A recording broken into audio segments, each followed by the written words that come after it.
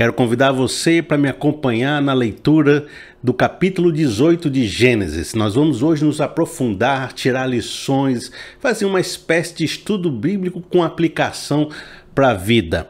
É aquele capítulo onde Abraão recebeu a visita de 3 anjos e ofereceu um almoço para eles. Ao mesmo tempo, é aquele momento onde o anjo reforça a promessa com Sara e Sara ri, ri de tudo que o anjo ainda estava prometendo. Ela não acreditava que ainda seria possível acontecer.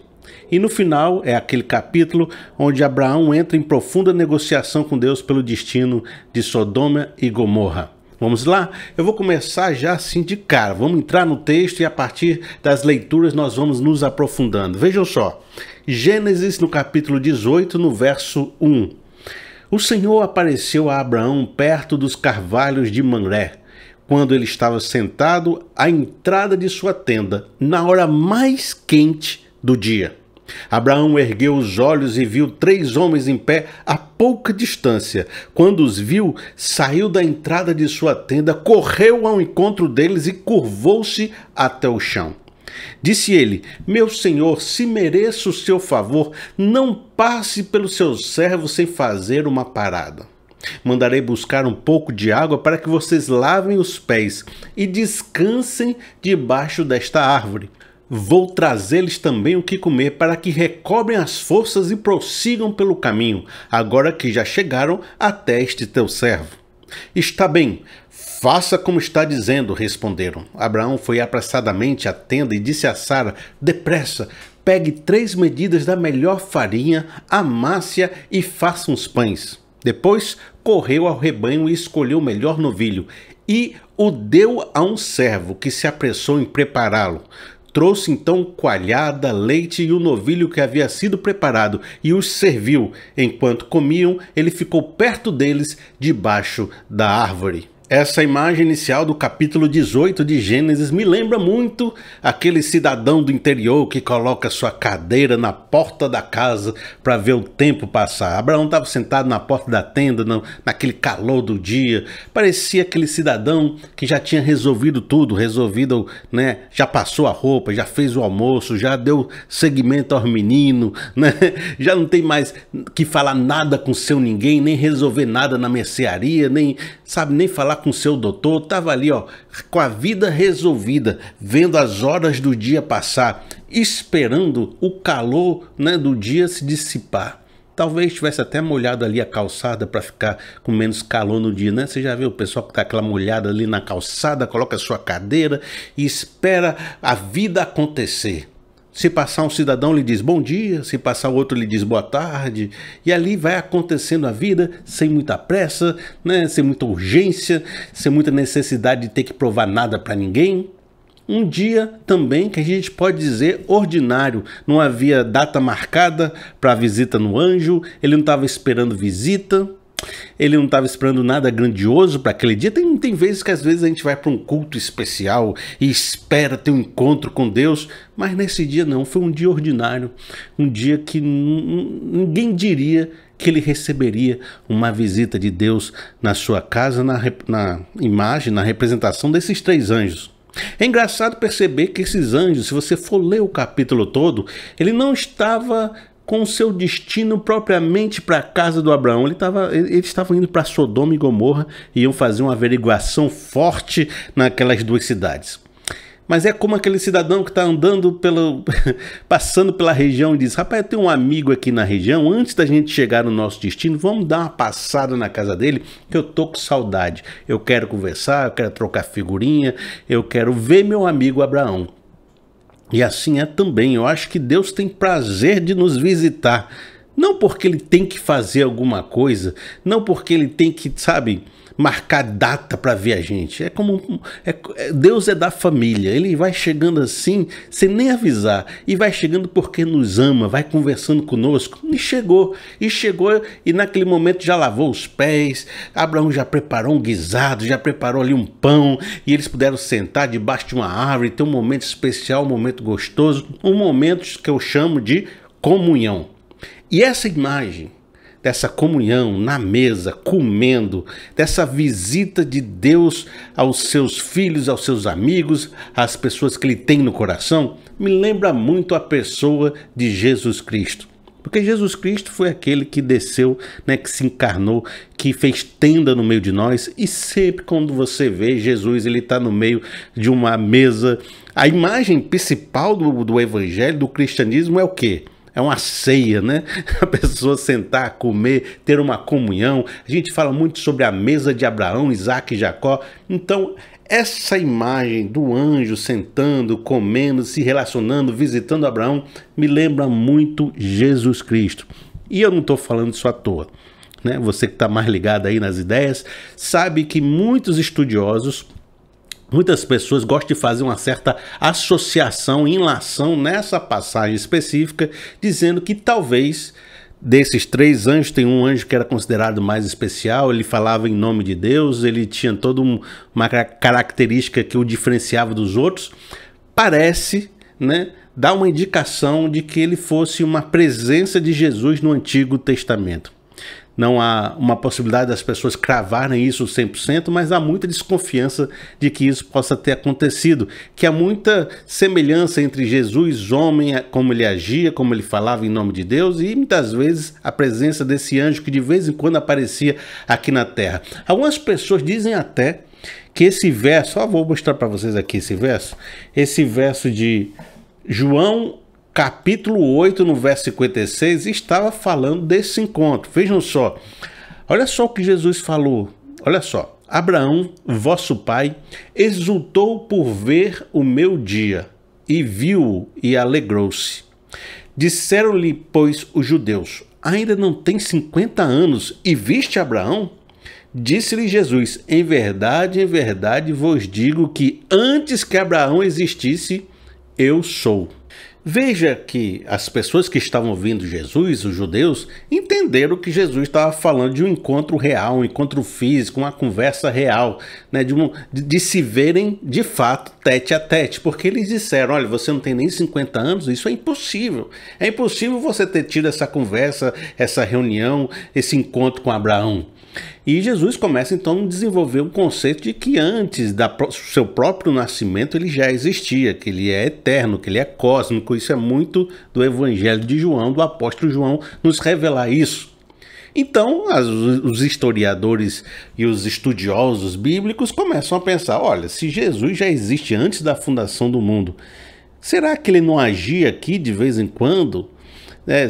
Antes da sua encarnação? É claro que a encarnação foi um momento especial, mas será que ele não aparecia aqui de vez em quando na forma de homem, na forma de anjo, e atuava? Talvez esse momento, quando ele fala de Abraão, não seja aquele capítulo 18, onde um anjo especial visitou e Abraão o adorou como se fosse um certo senhor, né? Ele se curvou diante dele.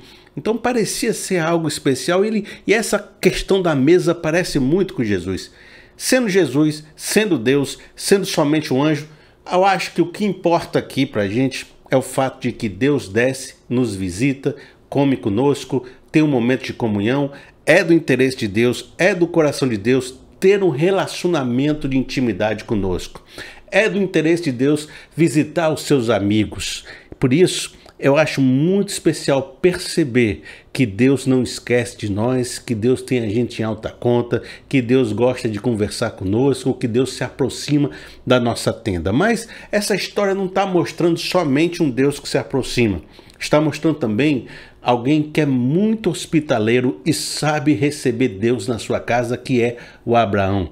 E para a gente entender como Abraão era alguém de coração aberto, que recebia bem a Deus, a gente vai reforçar 2 frases do texto que a gente leu. Preste atenção. Gênesis 18, no verso 5, diz assim, olha, vou trazer-lhe também o que comer, para que recobrem forças e prossigam pelo caminho, agora que já chegaram até este teu servo. Olha a primeira frase.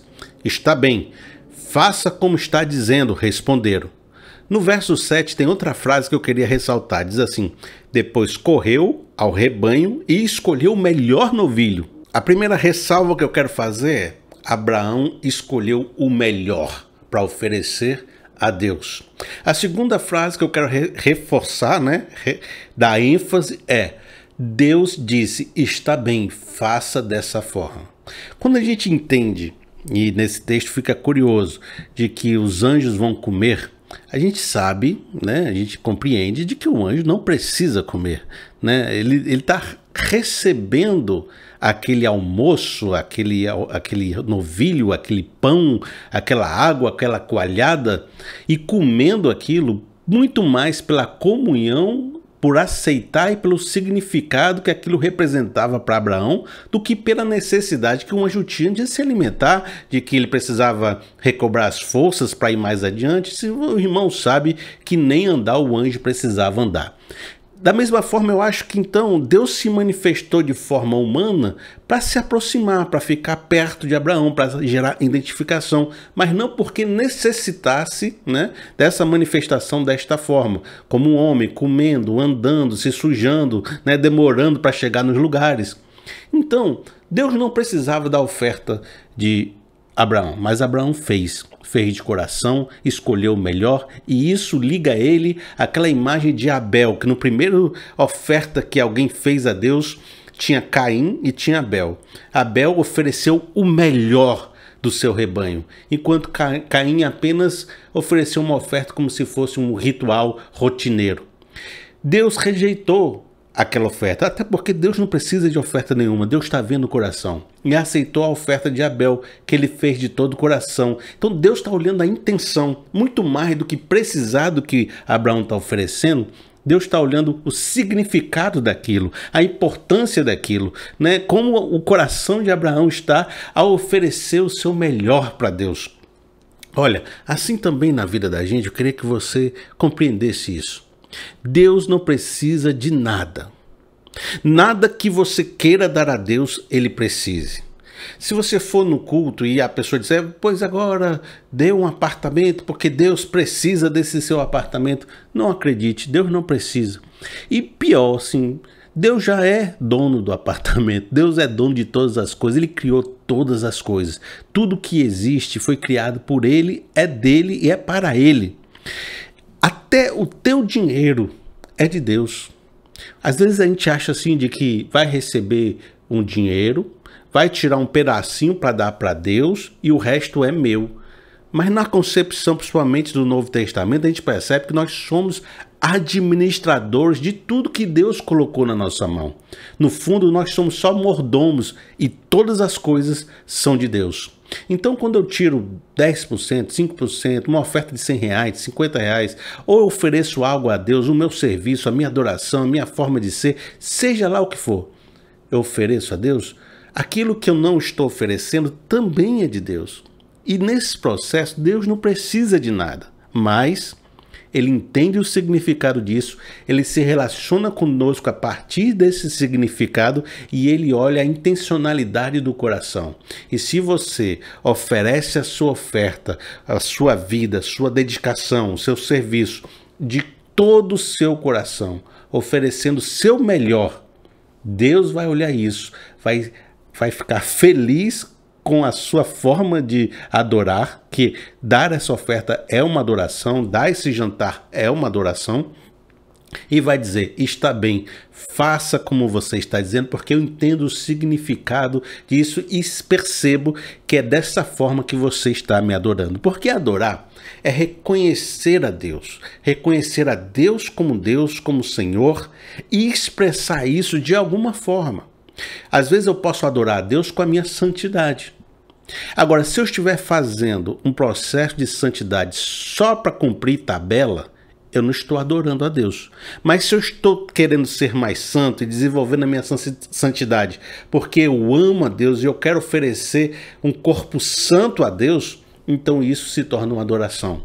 Ao mesmo tempo eu posso cantar uma música que diz assim, louvor, mas aquilo não representa nada no meu coração. Então eu não estou ofertando aquela música a Deus, aquilo não está tendo significado. Mas se eu canto uma música de todo o coração, com toda a intensidade para Deus, então aquilo se torna um louvor real, uma adoração verdadeira, em espírito e em verdade, um verdadeiro culto. Então, Deus não precisa do louvor, Deus não precisa das nossas palavras, Deus não precisa do nosso dinheiro, Deus não precisa nem da nossa santificação. Mas Ele recebe tudo isso porque entende que isso é uma resposta do seu coração adorando a Ele e percebe que no seu coração há sinceridade de querer viver esse evangelho e essa vida de Deus. Então a gente viu que Deus se aproximou da tenda de Abraão. Abraão ofereceu o melhor da sua hospitalidade, dos seus rebanhos, ofertou seu coração a Deus e isso promoveu uma comunhão perfeita, plena e agradável. Mas essa imagem agora que a gente fez com vocês está criando um contraste no texto que a gente está lendo, e principalmente lá na frente, no capítulo mais à frente, o 19, de que assim como Abraão, o homem justificado pela fé, o homem escolhido para ser o pai de uma grande nação, né? Aquele que tem a promessa da descendência da herança, onde todas as famílias serão benditas, ele recebe a Deus da forma muito boa, de coração aberto, de tenda aberta com o seu melhor. Mas agora os anjos vão visitar Sodoma e Gomorra, que recebem eles com agressividade, com imoralidade, com aquilo que há de pior no ser humano.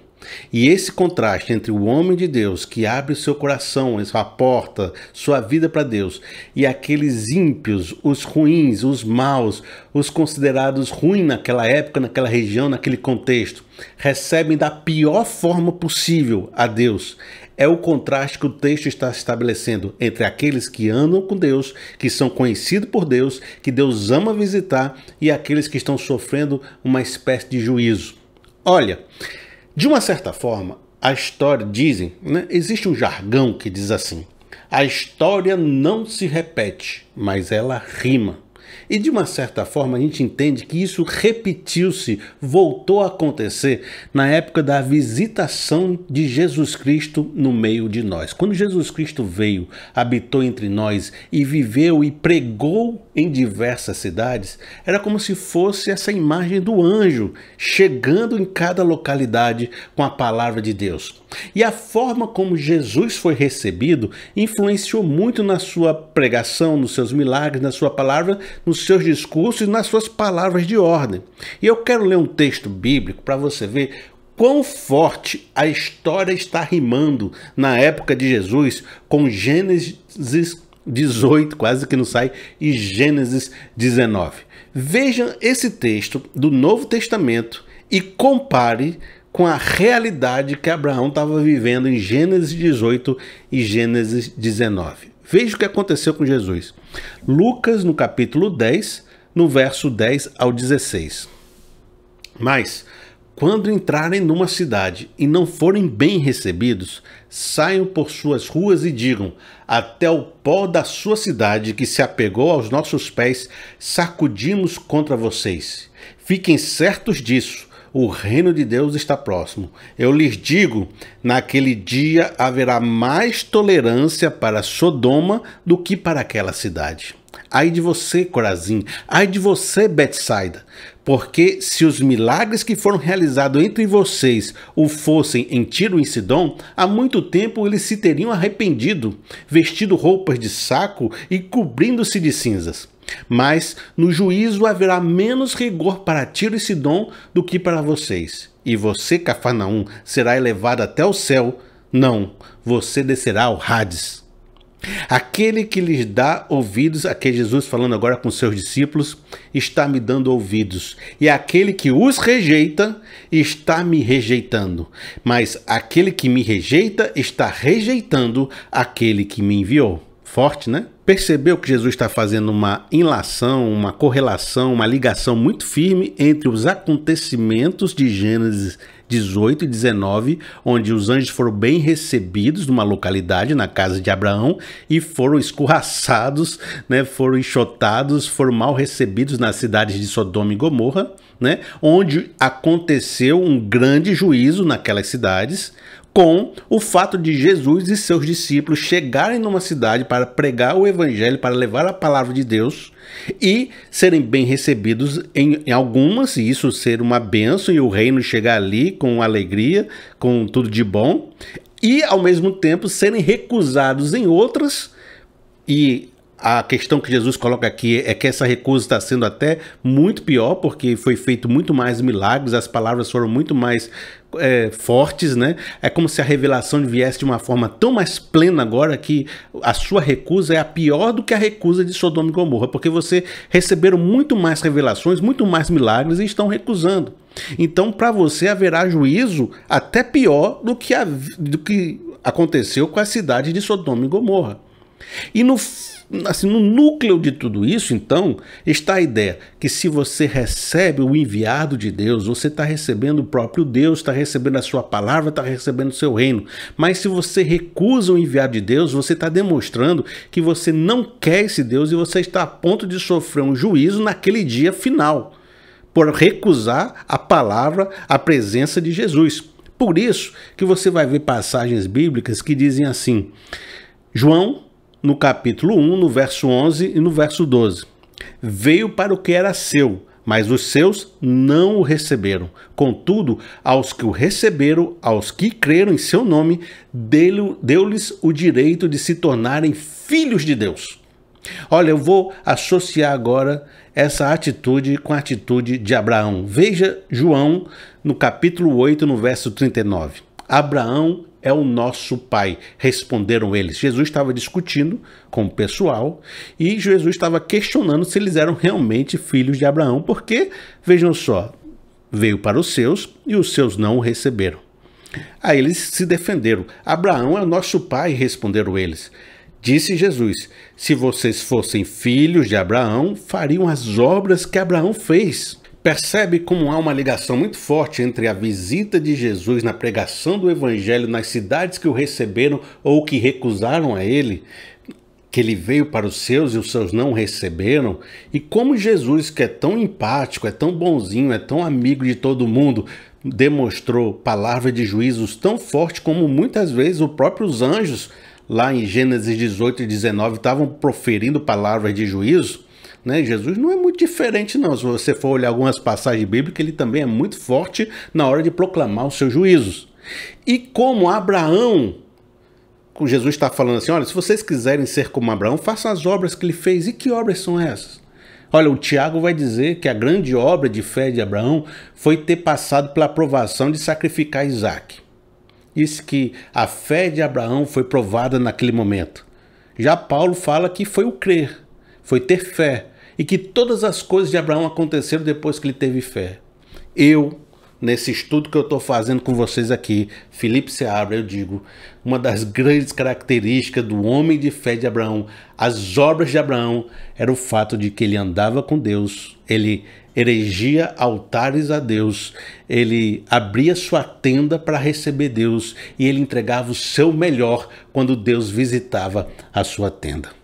Essa é uma das características principais desse texto, mostrar que receber a Deus na sua tenda, no seu coração, é a melhor atitude que você pode fazer na sua vida. Apocalipse capítulo 3, no verso 20, diz assim, Jesus falando, eis que estou à porta e bato, se alguém ouvir a minha voz e abrir a porta, entrarei e cearei com ele e ele comigo. Essa imagem de Cristo é meio que pregada, forjada no fogo. Ele é aquele que se aproxima da nossa tenda, bate a porta e quer entrar e comer esse banquete com a gente, fazer uma ceia, fazer um momento de comunhão. Olha, eu acho que não é coincidência você estar aqui agora comigo. Não foi coincidência você ter visto esse vídeo, ter clicado nele. Talvez fosse para você chegar nesse momento e eu fazer, de repente, uma enlação com você agora. Essa história de Deus se aproximando da tenda, de Abraão oferecendo o melhor, de ter um momento de comunhão, da importância que é receber Jesus na sua vida, do Jesus batendo a porta. Será que não é isso que está acontecendo? Você estava meio incomodado outro dia, estava sem saber o que estava sentindo, estava dizendo, tem alguma coisa que eu não sei o que é. Eu estou sentindo algo, mas eu não sei expressar. Faz tempo que eu não falo com Deus. Será que não estava na hora de eu falar com Deus, de pegar o telefone e ligar? Deus, deixa eu ter uma conversa contigo. De entrar no quarto, de oferecer um louvor, de oferecer seu coração, seus pensamentos, de falar da sua vida. de chamar ele para ter um encontro, de oferecer seu serviço, de oferecer seu coração para ele. De repente ele quer falar algo com você. Ele quer se relacionar, ele quer ceiar, ele quer estar junto, mas também pode ser que ele queira falar algo para a sua vida, trazer um ensinamento, trazer uma lição, mudar algo no seu coração, trazer luz a uma verdade. Mas você não tem tirado esse momento. Talvez seja esse o seu caso. Você não tem tirado um momento especial para ter com Deus. E Deus está ali dizendo, é o Espírito Santo te incomodando. Rapaz, tira um tempinho para nós. Estou passando aqui pela sua tenda, nem vinha não. Estava resolvendo um negócio ali em São Paulo. Mas aí passei aqui na sua casa, pensei, vou parar aqui no meu amigo. Vou conversar com ele, vou ter um momento com ele. Mas você, como é que você recebe Deus agora? Como é que você está recebendo? Sem tempo? Correndo para cima e para baixo, sem oferecer o seu melhor, fazendo só o que tem que fazer? A palavra para você nesse momento é retire um tempo para conversar com Deus, para ouvir Ele falar, para oferecer o seu melhor. Eu acho que talvez Deus tenha algo para falar com você. Felipe, o que é que Deus quer falar comigo? Não sei. É com você, não é comigo. Se fosse comigo, talvez eu dizia algumas coisas que eu acho que Deus quer falar, mas é com você. E você só vai escutar se você conversar com Ele. Mas no texto, Deus tinha algo para falar. E quando Deus abriu sua boca, Ele resolveu falar com Sara e perguntar de Sara. E é esse texto que nós vamos ler agora e vamos fazer agora um novo momento no nosso ensino, passando para conversar sobre esta conversa que o Deus teve com Sara. Deus queria falar isso com Sara, Deus estava chamando Sara para uma conversa. Ele tinha algo para dizer. Não se esqueça do que eu falei para você. Às vezes Deus tem algo para falar com você. Está só esperando você parar um pouquinho nesse seu dia ordinário. Fechar a porta do quarto, por exemplo. Que nem aquela passagem de Jesus que dizia, né? Se você quiser falar com Deus, entre no seu quarto, feche a porta, porque o Pai que te escuta em secreto te recompensará. Quanto tempo você não tem tirado esse tempo com Deus? Vai lá. Deus quer perguntar por você. Vamos ler agora a continuação do nosso texto? Veja só, Gênesis 18, a partir do verso 9. Onde está Sara, sua mulher? Perguntaram. Ali na tenda, respondeu ele. Então disse o Senhor, voltarei a você na primavera e Sara, sua mulher, terá um filho. Sara escutava a entrada da tenda atrás dele. Abraão e Sara já eram velhos de idade bem avançada, e Sara já tinha passado da idade de ter filhos. Por isso riu consigo mesma quando pensou, depois de já estar velha e meu senhor já idoso, ainda terei esse prazer? Mas o Senhor disse a Abraão, por que Sara riu e disse, poderei realmente dar à luz agora que sou idosa? Existe alguma coisa impossível para o Senhor? Na primavera voltarei a você e Sara terá um filho. Sara teve medo e por isso mentiu. Eu não ri. Mas ele disse, não negue, você riu. Esse texto é muito curioso e muito ressaltado por todo mundo que passa por ele. A imagem é muito gráfica e as pessoas ficam, Sara riu, mas depois ela mentiu que não riu, mas o anjo falou que ela riu, e ficam nessa discussão meio que repreendendo Sara por ela ter expressado uma emoção comum. E às vezes até muito sincera, porque você às vezes ri de nervoso, né? Ri sem querer rir, ri porque não soube lidar com o que estava acontecendo ali. Eu vejo sinceridade no riso de Sara e vejo também que talvez haja muito ali por trás do riso, nos sentimentos dela. Olha, o que seria que estaria passando pelo coração de Sara para fazer ela rir nesse momento, para fazer ela sentir assim dúvidas sobre o que estava sendo dito pelo anjo? Olha, talvez uma das questões que estivesse passando pelo coração de Sara fosse o fato de que ela não mais se imaginasse participante de toda essa promessa que estava rondando a vida de Abraão. Ela achasse que depois do episódio que aconteceu com Agar e com Ismael, ela já era carta fora do baralho. Como assim, Felipe? Você se lembra que Abraão tinha muito desejo de ter um filho. E como a promessa estava demorando, e a promessa envolvia Abraão e Sara, Sara teve aquela brilhante ideia de pegar a serva dela e dizer, Abraão, deita aqui com a minha serva, a serva chamada Agar. E vocês têm um filho e você resolve esse problema da herança, esse problema da sua descendência, né? E aí você resolve logo sua vida. Abraão concordou, teve ali o filho que chamaram de Ismael, mas aí quando o filho nasceu, a serva começou a se crescer para cima da Sara, houve uma confusão inicial, até expulsou, o anjo teve que ir lá, voltou, confusão grande, depois acalmou a tenda. Mas de uma certa forma, Abraão agora tinha um filho. Aquele desespero todo de ter um filho, né, a minha herança vai ficar para os meus empregados, de uma certa forma estava mais calmo.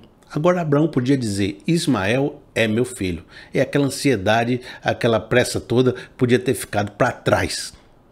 Abraão chega uma hora que ele até pensou assim, rapaz, já que eu estou com Ismael aqui, se eu chegar para Deus e falar com Deus assim, Deus, olha, Ismael não foi o filho que eu tive com Sara.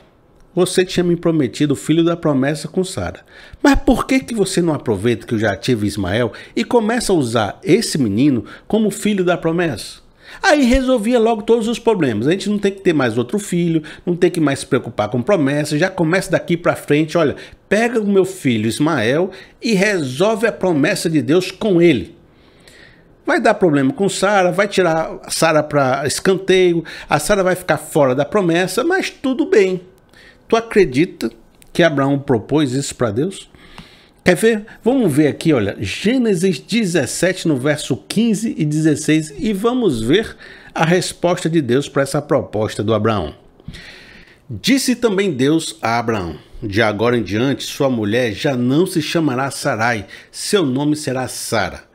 Eu a abençoarei e também por meio dela darei a você um filho. Sim, eu a abençoarei e dela procederão nações e rei de povos. Aí olha a proposta do Abraão, 18. E Abraão disse a Deus, permite que Ismael seja meu herdeiro. Então, se Deus permitisse que Ismael fosse o herdeiro, aí o que aconteceria com a história de Sara? Estaria fora do baralho, estaria para o lado, não participaria mais de toda a promessa, certo? Então Deus respondeu, na verdade, Sara, sua mulher, lhe dará um filho, e você lhe chamará Isaque. Como ele estabelecerei a minha aliança, que será aliança eterna para os seus futuros descendentes. Isso aconteceu no capítulo 17, e a gente agora está no capítulo 18, e o anjo diz assim, cadê a Sara, tua mulher? Essa pergunta é carregada de um grande significado.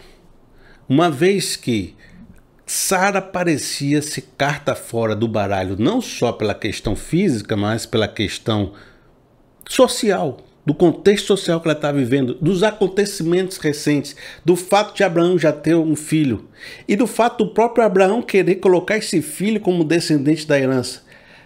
A Sara, nessa passagem, é colocada sempre atrás da tenda, atrás de Abraão, como escanteio, como já colocada de lado. E de repente o anjo, a primeira coisa que ele pergunta para Abraão não é assim, Abraão, como é que vai o filho? Abraão, vamos reforçar de novo o seu sentimento em relação à promessa. Vamos falar de Isaque de novo, Abraão. Abraão, vamos falar do seu descendente de novo? Não, deixe de falar com o homem e passa a falar com a mulher. E isso representa para Abraão de que Deus está passando um recado aqui. Está dizendo, olha, é com a Sara que você vai ter o filho. Está lembrado? Eu estou perguntando por ela porque ela é importante. Não adianta você querer colocar ela de lado, ficar amando Ismael, porque, olha, cadê Sara? Sara é relevante para o nosso projeto. Ainda que as circunstâncias coloquem Sara de lado, ainda que a própria Sara tenha se colocado de lado, ainda que o marido de Sara queira colocar Ismael e com isso tirar ela de lado, Deus nunca retirou Sara da equação. E isso é uma palavra para você, meu amigo, para que você entenda de que mesmo que você tenha complicações na sua vida, mesmo que esteja existindo confusões no seu passado, mesmo que maridos, mulheres e pessoas te coloquem de escanteio, mesmo que você mesmo ache que não tem mais parte nas promessas de Deus, Deus nunca deixou de te considerar. E quando ele chega na sua tenda, é por você que ele está perguntando, e perguntando, cadê Sara? Cadê João? Cadê Roberto? Cadê Juliana? Cadê a Débora? Cadê vocês? Porque é você que eu quero falar. Agar recebeu uma promessa, a promessa dela. Ismael vai receber uma promessa também, a promessa dele. Mas a sua promessa ninguém pode tirar. Nem você mesmo consegue amargar a sua própria promessa.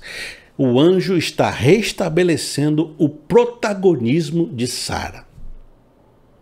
Você tem ficado atrás das cortinas por muito tempo, achando que você não tem vez, que você não tem lugar, que a palavra de Deus não é para você. Que o seu protagonismo já passou, que a sua história já não tem mais relevância. Mas Deus está dizendo, olha, eu vou trazer você para frente. Vou dizer para as pessoas à sua volta que a sua promessa está de pé. E quero que você acredite nisso. Você não é carta fora do baralho. Deus tem um projeto, uma missão. Ele te ama. Ele ainda acredita em você. Estava desanimado esses dias? Estava difícil? Estava complicado? Achou que seu tempo já passou?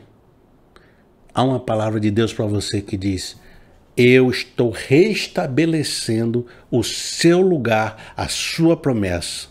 Não se engane, nunca te coloquei de lado. Eis que te digo, não é não? Nunca te coloquei de lado, apesar de você se colocar de lado. Se os outros têm promessa, que os outros vivam a sua promessa, mas ninguém vai roubar aquilo que é teu. Aquilo que é teu está guardado e está guardado para o bem. Nunca deixou de ser teu. Assuma seu lugar de protagonismo. Em nome de Jesus, amém, hein? Estou dando logo aqui para finalizar, para você levar para a sua vida. Por que Sara riu? Porque achou que Deus não a estivesse considerando para a questão da promessa, principalmente depois do episódio com Agar e o nascimento de Ismael. Qual foi a resposta que a gente teve aqui? Disse assim, olha, Deus perguntou por você, ele trouxe para a frente da tenda, para o protagonismo de sua história. Ele reafirmou como parte essencial da promessa. Mas eu falei que tinha uma segunda questão, a segunda reflexão sobre o porquê de Sara ter expressado dessa forma, ter rido. A segunda diz o seguinte, olha, porque a possibilidade física já havia ficado no passado e com isso também a sua esperança. Talvez ela já estivesse resolvido esse sentimento dentro de si. Talvez ela já estivesse resolvido isso dentro de si. Como assim, Felipe? Porque uma esperança, ela faz a gente acordar de manhã renovado. Ela faz a gente lutar mais, faz a gente acreditar que é possível. Mas uma esperança que demora muito para acontecer, uma promessa que se estende, começa de certa forma minando a própria motivação que ela gerou. Porque de uma certa forma você pensa assim, rapaz, eu queria ter um filho. Passa 1 ano, passa 2 anos, passa 3 anos e aquele desejo, aquela motivação começa a virar um lembrete de que você não tem filho. Dos anos que você passou sem ter o filho, das histórias que você conta sobre não ter filho. O acúmulo dos anos não tendo filho gera um testemunho de que você não teve filho, que você não é mãe, que você não viveu aquilo. Quanto mais tempo passa, mais eu sofro e amargo a alma e me frustro por esperar demais. Sem contar o fato de que ela estava envelhecendo. E quando você envelhece, os hormônios mudam, o humor muda, a paciência muda, a vida muda. E chega uma hora que você já começa a ter que dar seguimento à vida sem aquilo que aconteceu no passado, sem aquela esperança ter se realizado. O seu próprio corpo está dando sinais dizendo, olha, não vai dar mais não. Tu não é uma garotinha mais não. A tua vida já andou. Vai viver o que tu tem para viver, porque essa história aí, nem mais teu corpo está acreditando. Então chega uma hora que você vai ficando mais velho, que você está cansado de sofrer, cansado de esperar, cansado de se frustrar, cansado de viver uma história que nunca acontece. O seu corpo já está dizendo, para meu amigo, para com esse negócio. Você já está tomando remédio, já está cansado, já está com dor nas costas. E para você se preservar um pouco nessa vida, você começa a aceitar o destino. e dizia: rapaz, eu acho que para algumas pessoas ter filho vai ser uma realidade. Eu acho que se eu tivesse tido filho teria sido uma benção, mas não aconteceu, e talvez o melhor seja aceitar que comigo não vai acontecer, aceitar o meu destino, aceitar o meu caminho e talvez me libertar desse fardo da espera e aceitar quem eu sou hoje. Isso possa me trazer um certo alívio para a alma, para o coração, para a vida. Por isso, às vezes, Sara já não estava mais acreditando nisso tudo, não porque ela fosse uma pessoa cética, do mal, mas porque ela queria preservar o resto de alma que ela tinha, o resto de vida, o resto de sentimento. Queria, acalmar essa expectativa que às vezes gera frustração. Então vamos ver como é que Deus respondeu a essas questões que eu estou levantando, que poderiam estar passando pelo seu coração e que foram expressas através do riso. Ele respondeu duas frases que eu quero trabalhar com vocês. A primeira, ele disse assim, em Gênesis 18, no verso 14. Existe alguma coisa impossível para o Senhor? Olha, porque a questão aqui é, Sara estava percebendo que ela não tinha mais condições físicas, né, de ter um filho. Havia uma impossibilidade real. Ela já estava velha. Então, havia uma limitação. Agora, se a gente pensar que de uma forma sutil, o que está acontecendo aqui de uma forma sutil? Sara começou a acreditar que o fato dela não conseguir engravidar, ou seja, se eu não conseguir fazer isso, então Deus também não vai conseguir fazer. Ela associou o fato de que quando ela consegue fazer, então é possível. Quando ela não consegue fazer, então não é possível. Se o meu corpo pode fazer, então é possível. Se meu corpo não pode fazer, então não é possível. Qual é o tamanho da fé de Sara? É o tamanho daquilo que ela consegue ou não consegue fazer. O que está sendo implícito aqui é: Deus é do tamanho das minhas limitações. Quando a sua fé é muito baseada naquilo que você pode ou não pode fazer, você está dizendo, de uma certa forma, que você tem uma fé em si mesmo. A sua fé em si mesmo diz: se eu posso lutar por isso, então a minha fé é verdadeira, vou confiar. A sua fé em si mesmo diz que você tem limitações e não pode lutar por isso, então você vai, desiste e diz que isso não é mais para você. Então, todo o seu poder e toda a sua limitação está em si mesmo. Quando Deus chega para você e diz assim: olha, confie em Deus, perceba que Deus é o Deus do impossível, que não há limites para Deus. O que Deus está fazendo aqui? Ele está retirando a sua fé de você mesmo, do seu ego, da sua limitação e colocando em outro lugar capaz de te levar além das suas próprias convicções e pensamentos. E está ensinando para você de que Deus é o Deus do impossível, que Ele é poderoso para fazer muito mais do que nós pedimos ou pensamos. Existe uma máxima que diz assim: nós somos semelhantes ao Deus que adoramos. Isso fala muito sobre idolatria. Então, se você adorar um tipo de Deus, você se torna semelhante a esse tipo de Deus. Existe outra máxima que diz assim, que o tamanho do nosso Deus é semelhante ao tamanho da nossa fé. O que estava acontecendo com Sara? Ela tinha uma fé pequena porque o Deus de Sara era o Deus pessoal, era fé em mim mesmo. Quando o anjo está ensinando o poder de Deus, a onipotência de Deus, ele está começando a criar uma substância conceitual na crença de Sara para que ela comece a perceber que o tamanho do Deus dela é maior do que ela. E a partir do momento que ela perceber pela substância conceitual de quem é Deus, Deus é onipotente, Deus pode todas as coisas, a sua fé vai também se ampliar, porque quando seu Deus se amplia, sua fé cresce. Tá entendendo o que eu estou querendo dizer para você? Eu estou dizendo assim, quanto mais conhecimento de Deus, dos seus atributos, do seu poder você tiver, tanto mais a sua fé será mais robusta, mais resiliente e mais sólida. O fato de você rir diante de uma promessa pode ser que a sua fé esteja baseada somente no seu coração, nas suas convicções e naquilo que você acha que pode ou não pode fazer. O tamanho da nossa fé é o tamanho da compreensão que temos das possibilidades que Deus pode fazer em nós e através de nós. Por isso, crer ter uma crença, ter uma fé, pode ser uma palavra que não diga muito se essa fé que você diz que tem é uma fé que não tem uma substância forte, é uma areia movediça, é um fundamento de uma casa construído sobre areia. Vai bater os ventos, vai bater a tempestade e ela vai cair.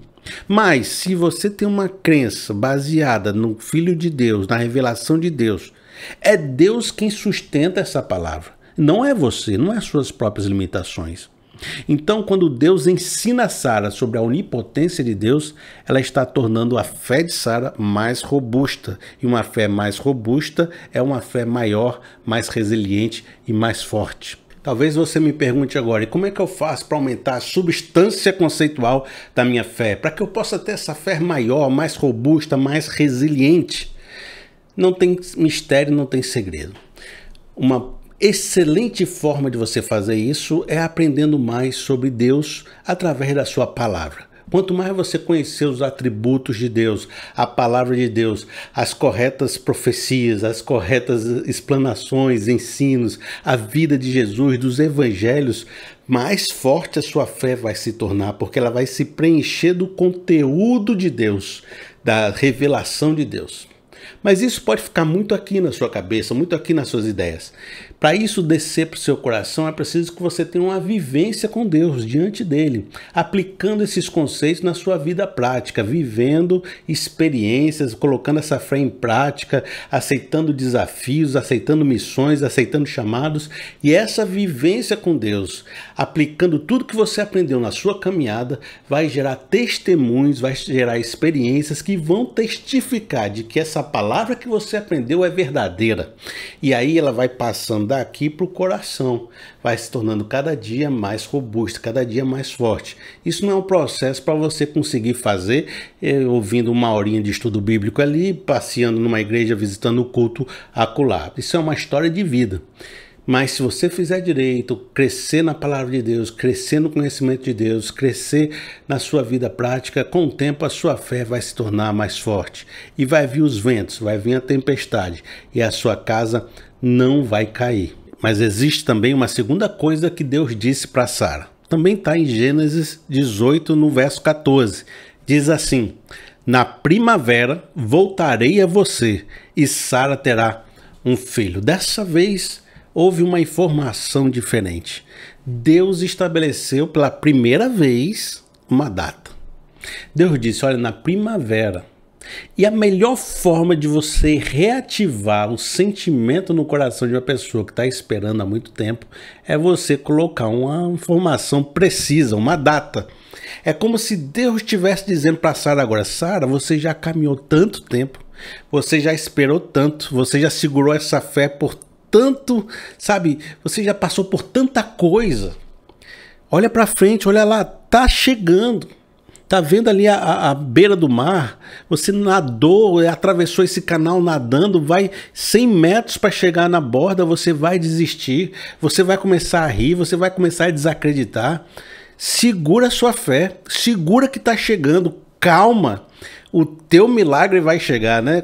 Como diz assim, a tua promessa está chegando. Existe uma data estabelecida para que ela aconteça. E assim foi.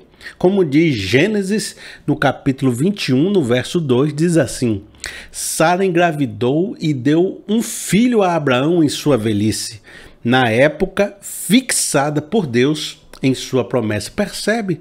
Na época fixada por Deus. Olha, o que Deus está ensinando agora para Sara é de que para cada coisa acontecer existe uma data determinada. E até para a sua promessa. Existem momentos que você deve esperar até que chegue o momento da realização.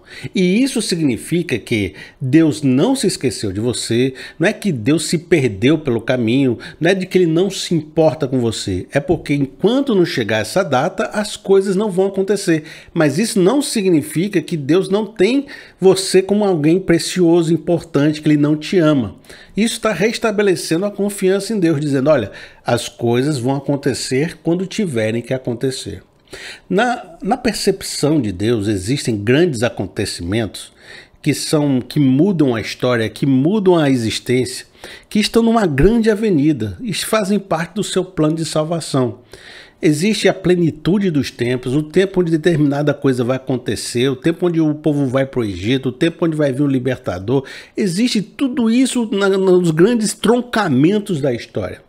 De acordo com esses troncamentos que têm as datas certas para acontecer, Deus vai encaixando as nossas pequenas histórias, nossas histórias cotidianas, vai sincronizando o nosso tempo com o tempo dos grandes acontecimentos. Então, às vezes, a nossa história vai acontecer, mas precisa de uns 20 anos para acontecer. A nossa promessa vai se realizar, mas precisa sincronizar com aquele outro grande acontecimento da história que vai demorar outro tempo para acontecer. Então não é que Deus está desatencioso com você, é que cada coisa tem seu tempo e seu momento para desabrochar. E na hora certa, no momento certo, vai acontecer. E no caso de Sara, Deus está dizendo, calma, está ali. Tá chegando. Se você olhar para frente, vai ver que já tá a praia bem pertinho. Nade mais um pouco. Calma. Na primavera eu volto e você vai ter o seu filho. Observe esse cenário dos grandes acontecimentos e Deus sincronizando a nossa vida dentro desses grandes acontecimentos através do texto de Gênesis 15, no verso 15. Você, porém, irá em paz a seus antepassados e será sepultado em boa velhice. Na quarta geração, os seus descendentes voltarão para cá, porque a maldade dos amorreus ainda não atingiu a medida completa. Percebe que há um gestor aqui, que Deus trabalha gerenciando grandes acontecimentos? Então ele está dizendo, Deus está falando com Abraão, Abraão, você vai morrer. Você não vai viver toda a história do mundo, nem todos os acontecimentos. Então o que vai acontecer? Você vai morrer, mas vai morrer em paz. Mas aí a sua quarta geração vai acontecer isso, eles vão voltar para essa terra e vão encontrar os amorreus. Os amorreus ainda estão cumprindo o seu período de arrependimento, de misericórdia, estão preenchendo de iniquidade ali. E aí quando eles alcançarem um nível tal que vai vir um momento do juízo, é só lá para a quarta geração depois, tá certo? Aí sim, esse seu povo vai vir para cá, vai acontecer isso, vai acontecer aquilo. Pense que Deus está olhando coisas macros, para muito além do meu desejo de ter um filho e da minha herança. Assim, quando Deus diz na primavera eu vou voltar para você, ele está estabelecendo, dizendo, existe uma época fixada para cada coisa acontecer, e eu não esqueci de você, mas também para que você entenda que eu sou um grande gestor dos acontecimentos, existem coisas acontecendo lá fora, sincronizadas, que a sua história vai se envolver aqui. Então calma, e é isso que a gente tem que ter uma certa calma de entender que a gente não sabe os motivos pelos quais as coisas acontecem ou deixam de acontecer ou demoram para acontecer, mas a gente poderia entender que Deus tem o controle de todas as coisas, que Deus é um gestor super eficiente para saber como organizar esses acontecimentos e que eu tenho a plena convicção que na hora certa Deus vai encaixar a minha história com um grande plano de salvação, de redenção que Ele tem construído. Ainda que demore, Deus não se esqueceu da gente. Ele está cuidando de todas as coisas e é esse o sentimento que você precisa ter. Não só esse sentimento, mas a gente vai perceber que Deus estava tentando não só dizer para Sara que há uma data estabelecida, mas trabalhar o sentimento dela para que durante esse momento de espera ela permanecesse com fé e com esperança, mostrando que Deus é onipotente, mostrando que Deus tem o controle de todas as coisas e consolando e reafirmando a promessa no seu coração. Veja, Deus desceu, Deus foi para a tenda, Deus perguntou por ela, Deus conversou com ela, Deus reafirmou a promessa. O que é tudo isso que Deus está fazendo? Deus está dizendo, eu estou aqui para reforçar no seu coração o seu sentimento de confiança. Eu estou aqui para consolar você. Eu estou aqui para deixar você mais firme. Eu estou aqui para levantar você do seu sentimento de ceticismo e colocar de novo no seu coração a motivação para vencer, para lutar, para ser mãe novamente. Porque Deus entende que a gente precisa de tempos em tempos de uma palavra que reanime o nosso coração. De uma palavra que tire a gente do marasmo, de uma palavra que faça a gente ter fé novamente, porque o ser humano é assim. E Deus sabe que a gente é assim, e muitos pastores deveriam entender que a gente é assim e pregar da motivação, do ânimo para as pessoas poderem renovar sua esperança todo dia. E não ficar reclamando se tem um pastor ali dizendo que está pregando assim, tá botando essa força aqui, tá botando essa palavra assim. Por quê? Porque a gente precisa disso. E Deus sabe disso e chega para Gideão e diz: vai, poderoso guerreiro, e toma paciência, e diz: poderoso guerreiro, vai, e toma paciência, mais poderoso guerreiro, vai, porque Deus sabe que a gente precisa de repetição. Às vezes você precisa chegar para sua mulher e dizer que ama ela várias vezes. Porque só aquela vez que você falou, em 1900 eu me esqueci, no casamento, não é suficiente. Às vezes ela está se sentindo ainda carente de amor porque você não chegou com uma palavra de afirmação para ela dizendo: olha, não se desanime, eu te amo, nós estamos juntos, nós estamos lutando junto por esse projeto. E você diz: mas ela sabe, mas você precisa repetir, porque às vezes a pessoa vai esquecendo também, vai fazendo como Sara, vai rir daqui a pouco, não vai mais acreditar, porque você não chegou reforçando as coisas no coração dela. Assim, um filho pode chegar mais tarde na vida e começar a dizer: meu pai nunca me amou, meu pai nunca disse que me amava, minha mãe nunca me deu carinho, nunca foi comigo, nunca lutou por mim.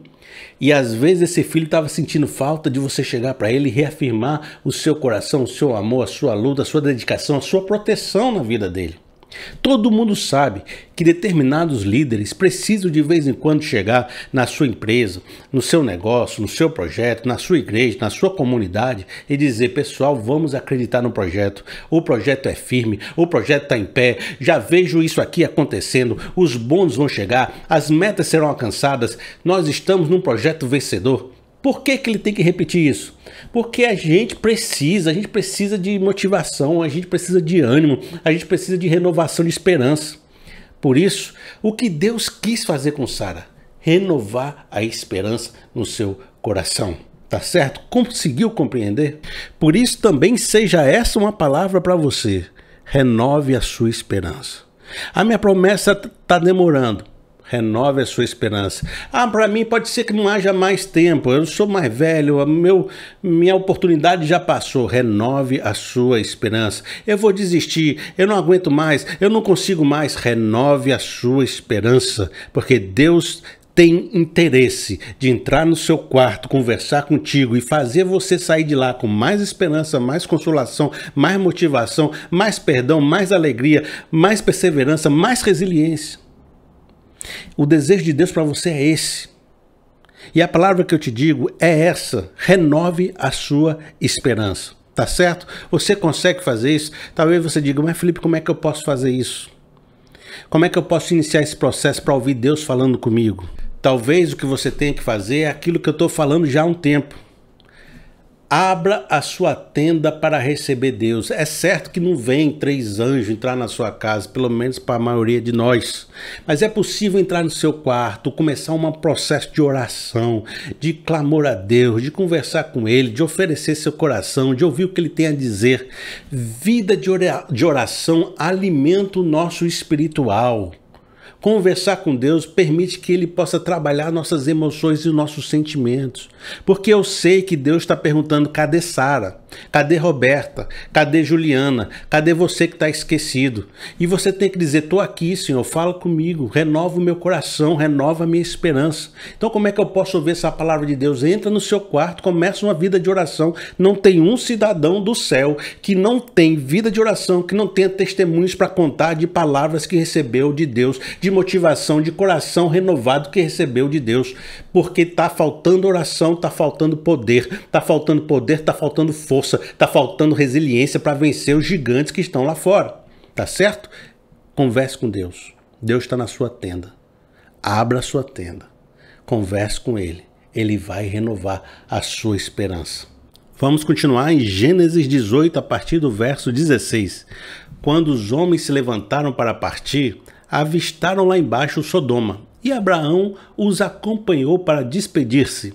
Então o Senhor disse: esconderei de Abraão o que estou a fazer? Abraão será o pai de uma nação grande e poderosa, e por meio dele todas as nações da terra serão abençoadas, pois eu o escolhi para que ordene aos seus filhos e aos seus descendentes que se conservem no caminho do Senhor, fazendo o que é justo e direito, para que o Senhor faça vir a Abraão o que lhe havia prometido. Disse-lhe, pois, o Senhor: as acusações contra Sodoma e Gomorra são tantas, e o seu pecado é tão grave, que descerei para ver se o que eles têm feito corresponde ao que eu tenho ouvido, senão o saberei. O que chama para minha atenção nesse texto é que agora Abraão está saindo da sua tenda, do seu universo pessoal, do seu cotidiano, das questões sobre herança, das questões sobre família, das questões sobre sua descendência, do seu filho, é Ismael, é Isaac, é Sara, é Agar, é a confusão, é o dia a dia, é o cordeiro, é o novilho. Como é que eu faço? É a oração.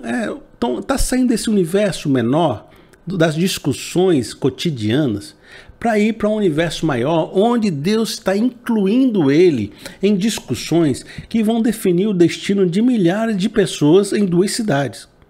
Veja, o cara começou um momento pequeno dentro da tenda, conversando com Deus sobre questões pessoais, e agora estava sendo incluído nos ciclos de decisões sobre os destinos de nações, de mundos, de povos. E, de uma certa forma, Deus quer levar a gente também para fora do nosso universo pessoal, porque existem respostas, existem ações que só vão completar na nossa promessa e na nossa vida a partir do momento que eu começar a olhar a fé para além de mim, para além do meu universo pequeno. Talvez você chegou nesse vídeo aqui pensando assim: vou clicar nesse vídeo e vou ouvir uma palavra de Deus para mim, para minha necessidade, para o meu desejo, para o meu desafio, para minha esposa, para minha família, para minhas questões, para meu sustento, para os sonhos que eu tenho no meu trabalho, para os projetos que eu quero realizar. Deus me serve, Deus faz algo para mim, Deus me sustenta. Sempre pensando você como o centro da realização do que Deus quer fazer no mundo. E às vezes Deus sai da tua tenda e é para você seguir Deus lá para fora, porque Deus está dizendo: tem coisas que eu vou fazer nesse mundo maiores do que você. Mas eu queria te incluir nesse projeto, porque aquilo que você foi chamado para ser uma grande nação tem a ver com esse grande projeto. E você, na sua tenda, vivendo seu micro-universo, não está percebendo o quão importante é a sua história para essa outra história que está acontecendo aqui fora. Então nós precisamos entender que às vezes Deus diz assim: você vai passar o dia todo na tenda. Deus dizendo, né? Deus dizendo assim: você vai passar o dia todo só pensando em você, só pensando nas suas questões, só pensando na sua promessa, só pensando nos seus desejos, só pensando nas suas petições, na sua angústia, na sua ansiedade, na sua noite sem dormir, só no seu pequeno universo, na sua dor no dedão do pé, na vaga da garagem que o carro não está mais podendo ficar, nesse universo cotidiano pequeno, da sua mãe que te perturba, do seu irmão que não tem emprego, só isso que você se importa. Tem coisa aqui fora que eu estou fazendo que as suas habilidades, as suas promessas, a sua vida podem ter a ver com isso, e você vai começar a compreender que há muito mais na sua vida do que só esse universo cotidiano, e que você estava de fora porque estava vivendo a sua tenda. Olha aqui, eu vou te dar um lugar nessa mesa de negociação e a gente vai começar a discutir coisas grandiosas. E você vai perceber como você é importante para esse projeto grandioso que eu tenho aqui fora. Quando a gente segue Deus para fora da tenda, as nossas pequenas certezas, pequenos talentos, pequenos dons, pequenas percepções podem assumir uma dimensão muito maior, e também a nossa própria compreensão de Deus se expande. Como é que Deus age no mundo? Como Ele está agindo? O que Ele quer que eu faça? Por que Ele quer que eu faça dessa forma? O que Ele está falando comigo?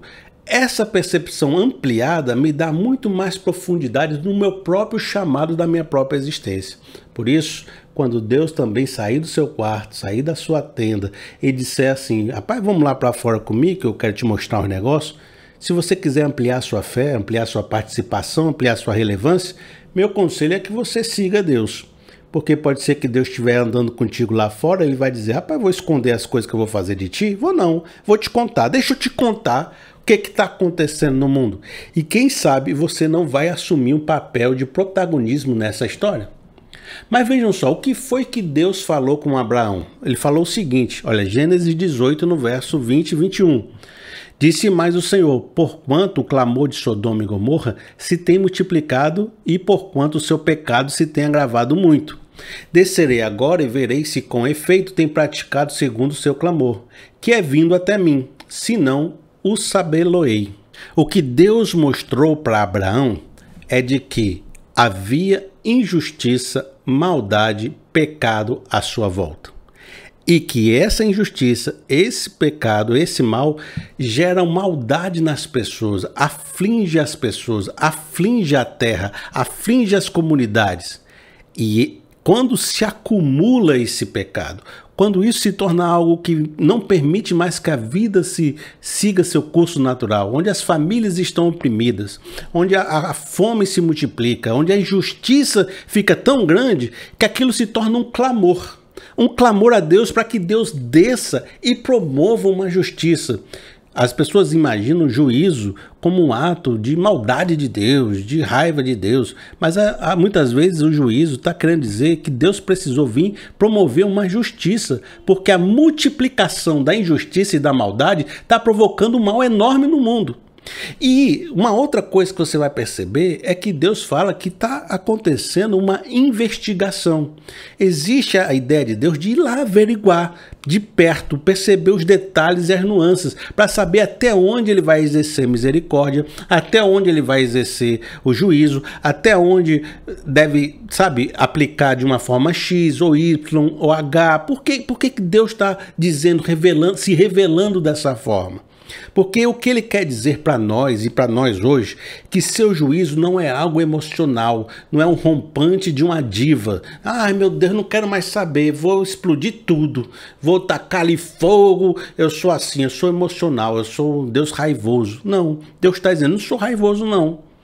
Não sou uma pessoa assim que faz as coisas de forma inconsequente. Tudo que eu faço é medido, pesado, averiguado, nos mínimos detalhes.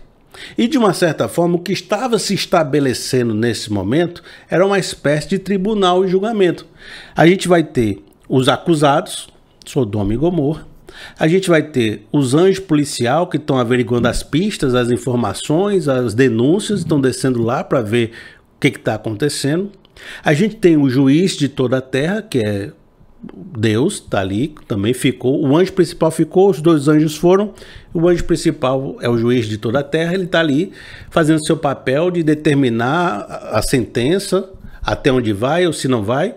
E Abraão está ali naquele ciclo de decisões e ele entende que agora ele vai ter que assumir um papel nessa discussão também. E qual vai ser o papel que ele vai assumir? Está aqui em Gênesis 18, 22, você vai ler comigo, porque uma das características que ele vai assumir é se tornar o advogado que vai clamar por misericórdia pela cidade de Sodoma e Gomorra. Vejam só que texto maravilhoso e interessante esse que a gente vai ler.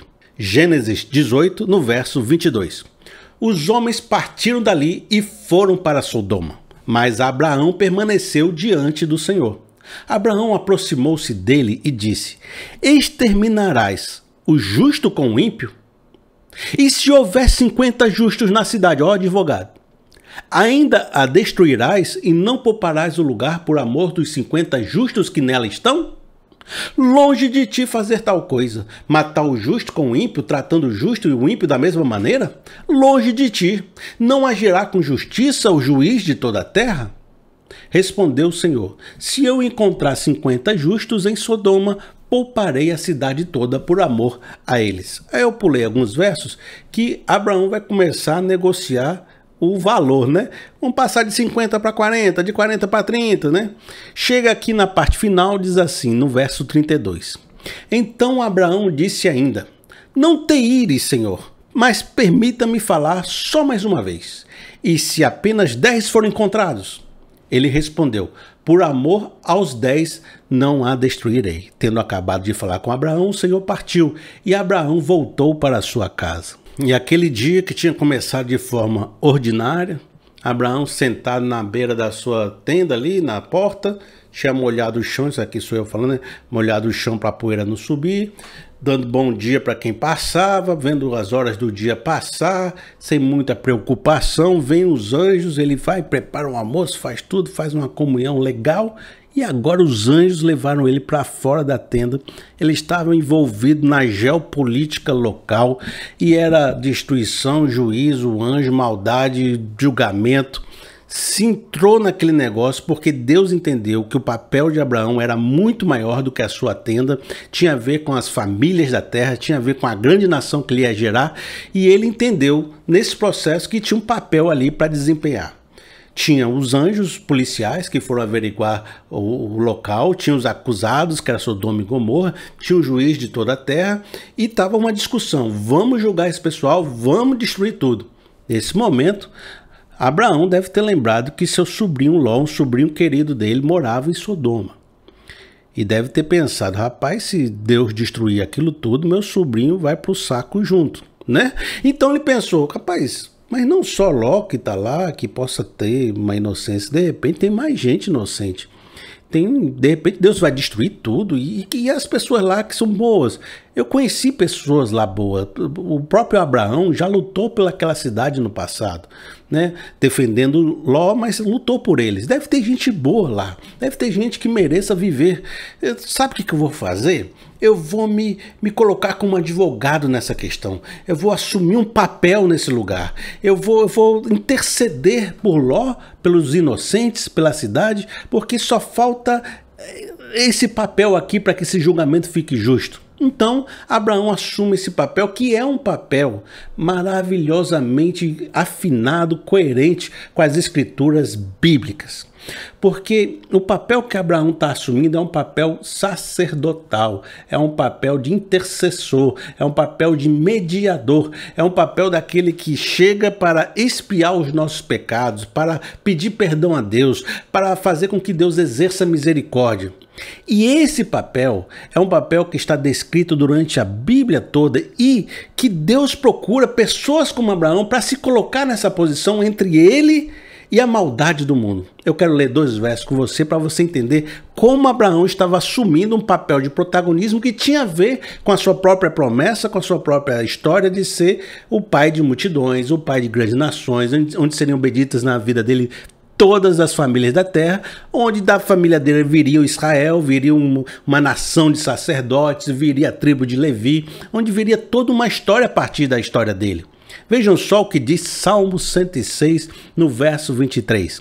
Por isso, Deus aqui, né, ameaçou destruí-los, mas Moisés, seu escolhido, intercedeu diante dele para evitar que a sua ira os destruísse. Perceba o papel de Moisés como esse intercessor que se colocou entre o povo e Deus e amenizou que a ira de Deus destruísse o povo. Vejam só Ezequiel 22, 30, mostrando como é que Deus pensa sobre essa história. Procurei entre eles um homem que erguesse o muro e se pusesse na brecha diante de mim em favor da terra, para que eu não a destruísse, mas não encontrei nenhum só. Por isso derramarei minha ira sobre eles e os consumirei com o meu grande furor. Sofrerão as consequências de tudo o que eles fizeram, palavra do soberano Senhor. O que está dizendo aqui Deus é que se não houver alguém que se coloque entre a minha ira e o povo, eu vou julgar com toda a justiça, com todo o juízo ligado no 100. E aí vai ser um Deus nos acuda, né? Falando assim, Deus vai destruir tudo, porque a ira de Deus vem para trazer a morte como consequência dos nossos pecados.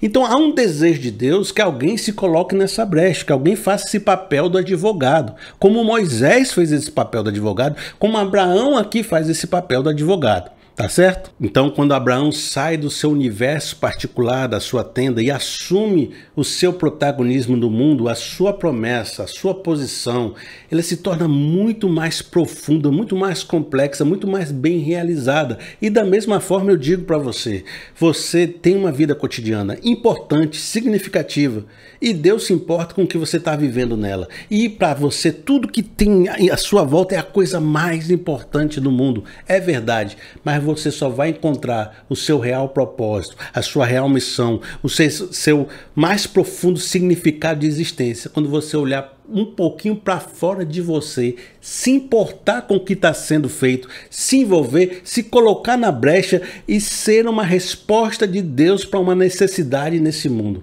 Aí você vai perceber que seus pequenos dons, seus pequenos talentos, suas pequenas percepções vão encontrar poder, vão encontrar ação, vão encontrar importância, vão encontrar relevância. Talvez agora o irmão fique pensando que eu estou dizendo para você ficar vendo vídeo na internet de geopolítica, de conspiração, para fazer onde vem o anticristo, para ficar vendo coisas que não resolvem nada, não mexem em nada. Você na sua casa, a única coisa que você vai fazer é escrever no comentário para dizer que está errado, é mandar no vídeo do Zap para a tia e ficar achando que fez alguma coisa. Não é isso que eu quero que você faça, porque sair da sua tenda para cada um ter um universo significativo. O seu universo pode ser algo muito mais simples, como não ver o que está acontecendo ao lado da sua vizinhança que você poderia ajudar.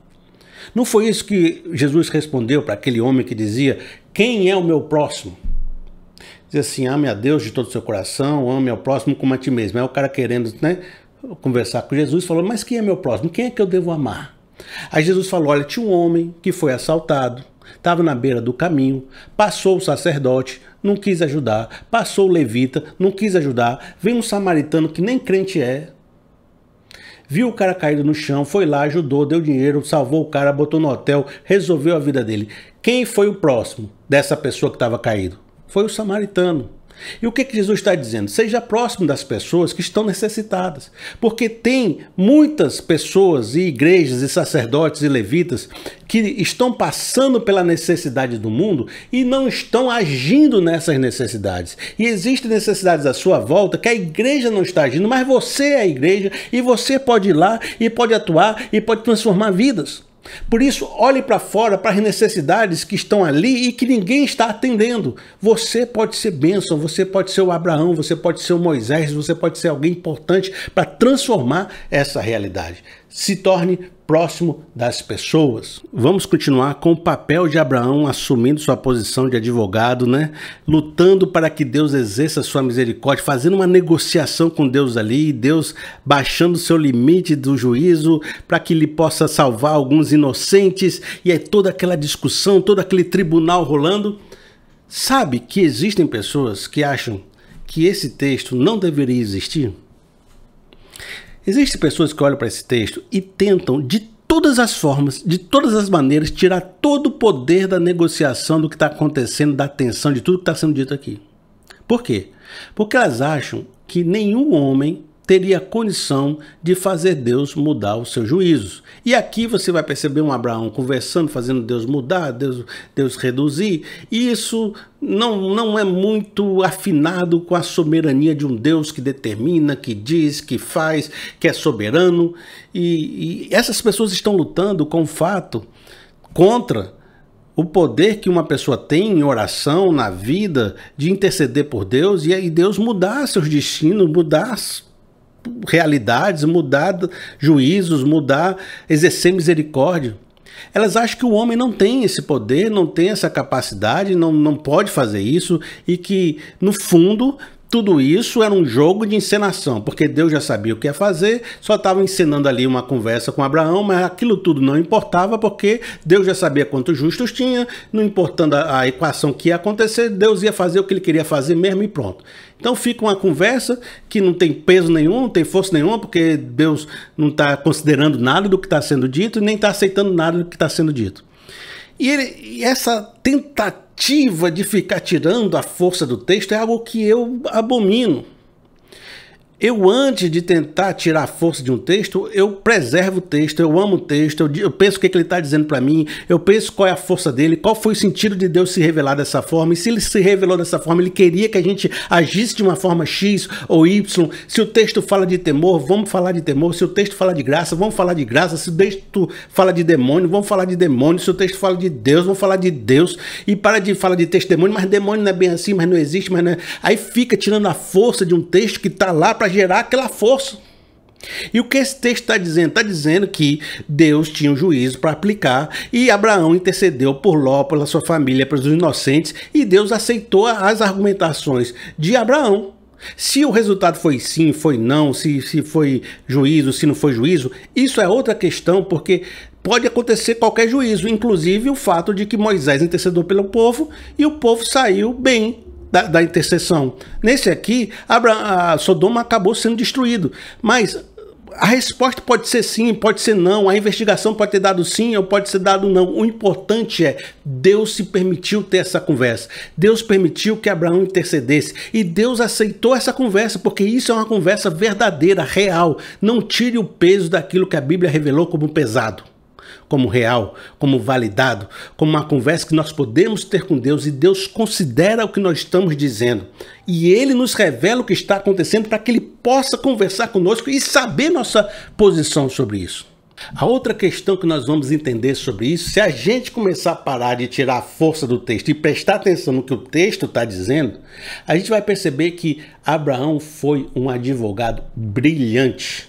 E de uma reviravolta aqui, você vai perceber que em nenhum momento vai parecer que é o homem tentando mudar Deus. Porque a argumentação de Abraão não é nesse sentido. Não é no sentido de fazer que Deus mudou por causa da minha oração, Deus mudou porque eu sou poderoso, Deus mudou porque eu proclamei, Deus mudou porque eu fiz um ato profético. Não, não é isso. E é aí que está a grande reviravolta, porque Abraão vai ensinar um conteúdo aqui profundamente teológico e bíblico, que tem a ver com toda a revelação bíblica e que é uma das formas mais inteligentes de a gente entender por que Deus muda determinadas ações a partir de uma conversa conosco. E como isso não fere a sua soberania. Presta atenção, que maravilhoso, que fantástico foi esse advogado Abraão. Para isso eu vou ler um pequeno trechinho para a gente começar a fazer essa análise. Diz assim, olha só: exterminarás o justo com o ímpio? E se houver 50 justos na cidade? Longe de ti fazer tal coisa.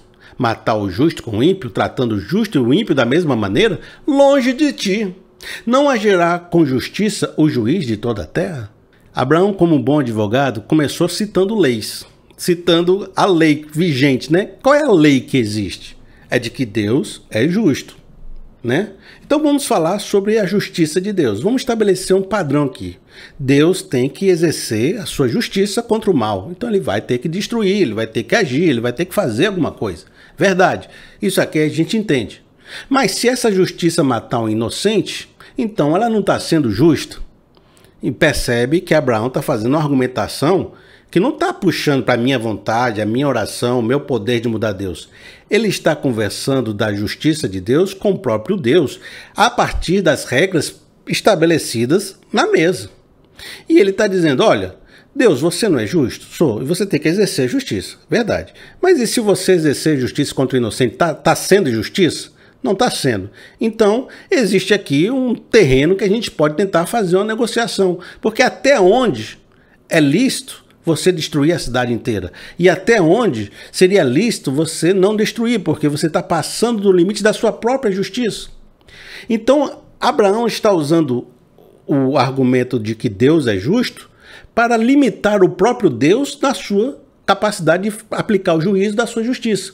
Ele está usando Deus contra Deus. Ele está invocando a justiça de Deus contra a própria justiça de Deus. Ele não está usando o homem contra Deus, ele está usando a justiça de Deus para limitar o próprio Deus. E se Deus aceitar ser limitado, ele não está aceitando pelo fato de ser Abraão que está pedindo, mas porque ele aceita a sua própria justiça. Você entendeu o que eu estou falando? Sim. Deus aceita ser limitado pela sua justiça porque ele é justo e ele ama fazer a sua própria justiça. Então, se ele decidir não aplicar um juízo por causa que ele entende que não deve matar o inocente junto com o justo, ele está aceitando a sua própria determinação e não a de Abraão. Porque ele está aceitando a sua própria justiça. Então, em nenhum momento, Deus está negando a sua soberania, ou está negando a sua própria justiça, ou está mudando a sua vontade. Porque se a sua vontade é a justiça, e se essa justiça obedece à sua própria justiça, então continua sendo a vontade dele. Abraão foi excepcionalmente inteligente e brilhante de não tentar tirar Deus para o universo do seu próprio conhecimento, da sua própria humanidade, do que eu acho que você devia fazer isso, eu acho que você devia fazer aquilo. Não, ele colocou Deus contra Deus, Deus contra a sua própria justiça. Isso é fantástico e isso tem respaldo bíblico. Mas aí, vamos continuar vendo como é que foi que ele usou mais uma vez um argumento de Deus contra o próprio Deus para interpelar o próprio Deus? Vejam só quando ele diz assim, olha: não pouparás o lugar por amor dos 50 justos que nele estão? Aí o que Deus responde? Pouparei a cidade por amor a eles. Olha a inteligência de Abraão. Ele está para lutar contra a justiça e a ira de Deus, invocando o amor e a misericórdia de Deus. Por amor a eles, você não vai destruir. Então, existe uma justiça, existe uma condenação a ser feita. Mas o que Abraão fez? Pegou no paradoxo que é a existência de Deus, que ele é justo e ele é misericordioso, ele aplica juízo, mas ele também é gracioso, ele é essas duas coisas. Ele invocou o amor de Deus contra a justiça de Deus. Ele invocou a graça de Deus contra o juízo de Deus.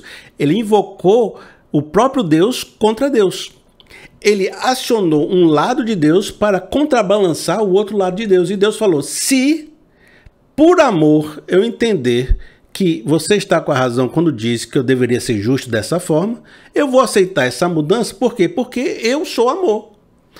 Deus não agiu diferente do que ele agiria, porque se ele agiu por amor, ele está agindo segundo a sua vontade. Então, se ele decidir não agir com juízo, por amor, ele continua sendo um Deus que está agindo segundo a sua vontade, porque ele é amor e ele age com amor. Quando Abraão invoca o amor de Deus, ele está invocando novamente Deus contra Deus. Deus para interpelar contra Deus. Não é o amor de Abraão que está sendo colocado, não é a sua vontade de salvar Ló, não é o seu próprio desejo. É Abraão dizendo: Deus, tu não é amor? Como é que teu amor pode interpelar pela sua justiça para que você chegue num ponto onde não aplique a sua justiça? O interessante é que Abraão está intercedendo por uma característica de Deus para que ela interpele pela outra. Ele está usando o amor de Deus para que o amor de Deus interpele pela justiça. Deus, ele é paradoxal. Ele tem esses dois elementos dentro dele. Ele sabe exercer a ira, a condenação para o pecado, e ele sabe ser bondoso, misericordioso e gracioso. Esses dois universos estão dentro de Deus. E é a existência desse paradoxo que permite que nós, seres pecadores, ainda estejamos vivos. Porque se fosse pela justiça de Deus, estava todo mundo condenado, estava todo mundo morto. Mas é porque Deus também é misericordioso, que a sua misericórdia equilibra a sua justiça e permite que a gente viva e a gente possa se arrepender e a gente possa viver. Então, Abraão usa Deus para interpelar Deus, e Deus, quando ele age contra ele mesmo, gera misericórdia. Veja, Deus enviou seu Filho ao mundo para morrer por nossos pecados.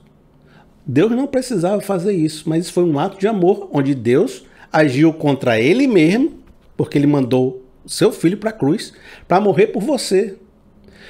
Porque o Deus justo precisou agir com amor contra ele mesmo para perdoar você. Já percebeu que enviar Jesus para a cruz é um Deus fazendo algo contra ele mesmo? Porque é esse paradoxo que luta contra ele mesmo que permite que a gente receba a misericórdia e a graça. É quando Abraão exerce como um bom advogado, invoca a graça de Deus para que essa graça de Deus interpele pelo juízo de Deus. E Jó tem uma experiência dessa muito forte. Você está conseguindo me entender? Você entortou a cabeça aí já ou está me entendendo? Jó estava vivendo um juízo grande, uma coisa espiritual diferente, algo... Ele sabia que vinha do céu esse negócio, ele sabia que era espiritual. E ele pensou: como é que eu posso fazer com que o céu tenha misericórdia de mim, se é o próprio céu que está fazendo isso comigo? Nenhum homem aqui tem condição de fazer algo que me tire dessa condição, porque é o céu que está fazendo isso comigo. Então um homem não tem poder para me tirar disso. Só o céu tem poder para me tirar isso. E para quem eu vou pedir misericórdia, interceder, para que isso seja extirpado? Para quem? Eu vou pedir para o próprio Deus agir contra Deus para me trazer misericórdia. E foi isso que Jó falou. Preste atenção no que Jó falou. Diz assim, ó, Jó 16, no verso 19. Saibam que agora mesmo a minha testemunha está nos céus. Nas alturas está o meu advogado. O meu intercessor é o meu amigo. Quando diante de Deus correm lágrimas dos meus olhos. Ele defende a causa do homem perante Deus, como quem defende a causa do amigo. O que Jó está dizendo é, para mim poder sair dessas circunstâncias, para mim poder clamar ao céu que me liberte do céu, eu preciso de um advogado celestial que interpele por mim no próprio céu e me traga misericórdia. E você não precisa ir muito longe para saber onde eu quero chegar. É o que diz 1 João, no verso 2. Meus filhinhos, estas coisas vos escrevo para que não pequeis. E, se alguém pecar, temos um advogado para com o Pai, Jesus Cristo, o justo. Sim, Abraão estava exercendo uma sombra de uma realidade que viria depois.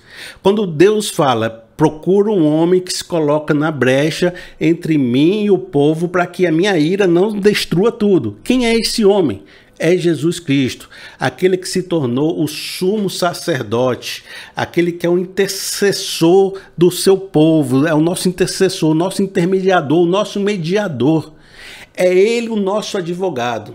Então, quando você vê essa passagem de Abraão intercedendo por Sodoma e Gomorra, pense que essa passagem pode ser uma referência de como Jesus está intercedendo por sua vida lá diante de Deus. Então você é pecador como Sodoma é pecadora, você pecou como Sodoma pecou, você merecia um juízo como Sodoma merecia. Aí você está aqui diante de Deus, Deus trazendo, naquele momento, ele vai trazer o juízo sobre você. Aí se levanta o Abraão, Jesus, e diz, mas Senhor, você não ama ele? Eu não derramei o meu sangue naquela cruz pelos pecados dele. Vamos exercer, vamos agir com graça. Vamos agir com misericórdia. Você não é um Deus misericordioso? Que a sua misericórdia transborde sobre a sua ira. Então, o advogado Abraão está fazendo o papel de Jesus, o advogado. A realidade da revelação de Deus é Jesus como nosso advogado, como nosso sumo sacerdote, que intercede pelos nossos pecados. Por isso que a imagem de Abraão naquele momento era uma sombra de uma revelação que estava apontando para Jesus Cristo. Há um texto maravilhoso que diz em Hebreus 4, no verso 13, que diz assim, preste atenção, nada em toda a criação está oculto aos olhos de Deus. Tudo está descoberto e exposto diante dos olhos daquele que havemos de prestar conta. O que esse verso está mostrando? O Deus juiz, o Deus que a gente tem que prestar conta, o Deus que está irado, o Deus que tem que derramar o seu juízo e a sua justiça. No 14, portanto, visto que temos um grande sumo sacerdote que adentrou aos céus, Jesus, o Filho de Deus, apeguemo-nos com toda a firmeza à fé que professamos, pois não temos um sumo sacerdote que não possa compadecer-se das nossas fraquezas, mas sim alguém que, como nós, passou por todo tipo de tentação, porém sem pecado. Então, o que acontece? Agora nós temos Jesus como nosso advogado. Jesus é Deus. É como se a gente tivesse Deus interpelando para o próprio Deus para que ele possa exercer misericórdia sobre nós, porque ele é o grande juiz de toda a terra e a gente se encontraria em pecado e em falta. Então, Deus contra Deus a favor de nós. Jesus, o advogado, interpelando com Deus para que a gente viva e receba misericórdia. E é isso que vai dizer o verso 16. Assim sendo, aproximemo-nos do trono da graça com toda a confiança, a fim de recebermos misericórdia e encontrarmos graça que nos ajude nos momentos de necessidade. Qual o resultado do Jesus advogado diante do Deus justo? É de que a gente vai se aproximar agora de confiança desse trono, porque a gente vai receber a misericórdia e a graça por meio desse sumo sacerdote que foi Jesus Cristo. Por isso que, preste atenção nisso, você ainda está me acompanhando, se perdeu? Nós oramos em nome de Jesus, porque Jesus é o nosso procurador, é o nosso advogado, é o nosso sacerdote, é o nosso intermediador. E quando eu oro em nome de Jesus, eu estou pedindo assim, Deus, peça para Deus agir com misericórdia na minha vida? E é por isso que não é o homem tentando mudar Deus, é Deus mudando o próprio Deus para que a gente possa viver a misericórdia.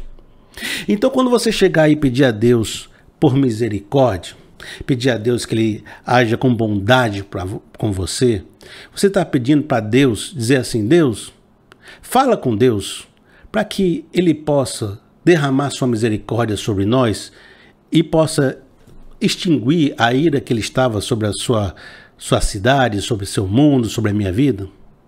Deus, peça para Deus agir com bênção sobre a minha vida, porque eu tenho vivido um tempo de escassez, um tempo de juízo, um tempo de provação, e eu estou pedindo para que você, Deus, interceda a Deus, para que Ele relembre da sua misericórdia, relembre das suas bênçãos, relembre que Ele é um Deus abençoador. Entendeu esse processo? Porque não é o homem mudando Deus, é o próprio Deus agindo segundo a sua vontade, porque Ele também é um Deus amoroso. Que bênção, que maravilha foi Abraão sair da tenda, assumir sua posição de intercessor, de agora assumir um papel muito mais profundo e complexo na história da salvação humana. A gente começou na porta de uma tenda num dia ordinário e terminou com Abraão exercendo um papel que seria no futuro o papel de Jesus Cristo. Se você precisa de um intercessor no céu, saiba que Jesus Cristo está lá intercedendo por sua vida. Se você pecou, se você não teve uma vida agradável, se você escorregou no caminho, se há algo que você acha que Deus está furioso contra você, se acha que Deus está com raiva, está aplicando maldições na sua vida, saiba que o próprio Deus está intercedendo por você para que você possa viver dias de misericórdia, de transformação e de graça. Porque temos um advogado no céu, que é Jesus Cristo, lutando por nós. Acho que esse vídeo ficou grande, com muita substância. Tenho que deixar você agora um tempo pensando sobre isso, refletindo, entendendo como isso vai se aplicar na sua realidade. Eu espero que eu tenha reforçado e ampliado a sua fé, mais do que tenha deixado você confuso. Que você saia desse vídeo com a fé de que Deus luta por você, que Deus te ama, que Ele vai na tua tenda e diz: cadê Sara? Eu tenho projetos para você, sua bênção está chegando, na primavera vou resolver aquilo que estava pendente, e acredite que Deus pode todas as coisas. Olhe para fora. Existem mais coisas que você pode fazer do que você está fazendo no seu mundo significativo. E calma, o próprio Deus está lutando por você diante de Deus. Amigo, se você quiser me abençoar com uma oferta, com um valor, antes da gente ir embora, eu vou deixar meu Pix aqui, ó, pr.felipeseabra@gmail.com, pr.felipeseabra@gmail.com. No mais, faça aquele pacote completo. Se inscreva no canal, curta o vídeo, compartilhe com seus amigos. Que Deus nos abençoe. Não esqueça que a gente tem o nosso canal de cortes. Lá eu lanço os cortes dessas. As pregações são longas, as palavras são longas. Lá eu recorto pedacinhos menores para que você possa degustar, né, de pouquinho, mais rápido, como uma devocional para o seu dia. Também a gente está deixando esses cortes no Spotify. Procura Felipe Seabra lá no Spotify. Que Deus nos abençoe. Até o próximo vídeo.